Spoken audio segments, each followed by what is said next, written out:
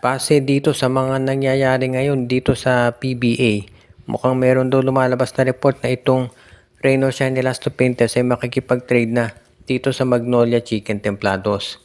Para doon sa mga hindi pa nakakaalam, itong si Bobelga kababalik lamang mula doon sa kanyang, alam na natin, yung kanyang vertigo. Pero nung naglaro ulit itong si Bobelga, hindi na naman nakatagal doon sa game. Nakita ninyo yung nangyari doon sa laban nila. Kaya nga hindi na raw ito nakabalik at ngayon ay i-reassess ulit yung kanyang kondisyon.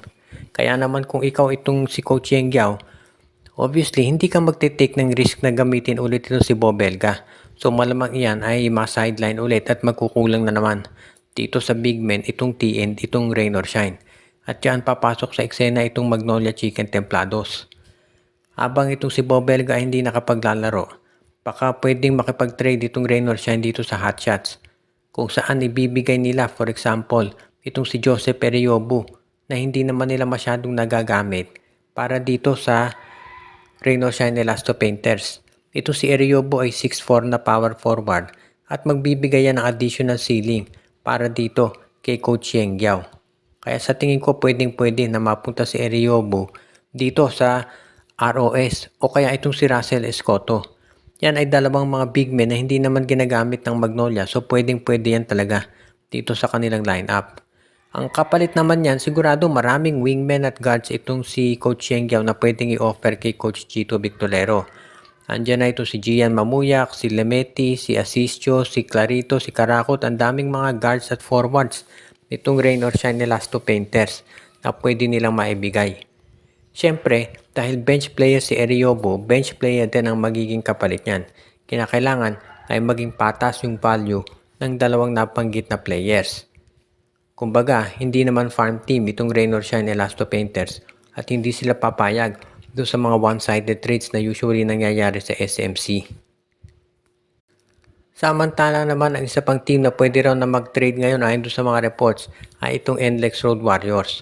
Alam natin na maganda ang simula ngayon ng koponan ni Robert Bolick pero naniniwala pa rin ang karamihan na magkakaroon ng pagbabago dito sa Road Warriors eventually dahil ilang beses na natin nakita na itong NLEX maganda umpisa pero sa bandang huli kinakapos. Kaya nga kinakailangan daw this time ayon sa mga sources masustain talaga ito nitong Road Warriors para ito si Robert Bolick ay makampante at hindi na mag-request na ma-trade.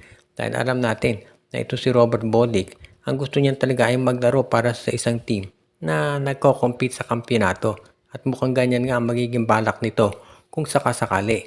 Kaya mukhang kinakailangan daw talaga na ang mangyari dyan itong si Robert Bolick ay makakuha ng mga players na tutulong sa kanya dito sa kanyang kampanya na magkampiyon sa PBA. Ang tanong kasi, magagawa ba yan ni Robert Bolick dito sa Northport? Wala namang duda na malakas itong si Bolick pero kahit mag-isa niya, hindi niya kayang dalhin sa championship itong Northport Batang Pier. Kinakailangan niya na makakuha ng tulong mula sa ibang players. Dahil nakita naman natin na si Robert Bolick, kung ginugusto kaya niya umisko ng 40. Pero kung wala siyang nakukuhang tulong mula dito sa kanyang mga kasama, ay mababaliwala din ito. Kaya nga sa ngayon, dito natin masasabi na ito talaga si Robert Bolick ay naghahanap ng team kung saan siya magiging pinaka-epektibo. Kung hindi sa NLEX, lilipat yan.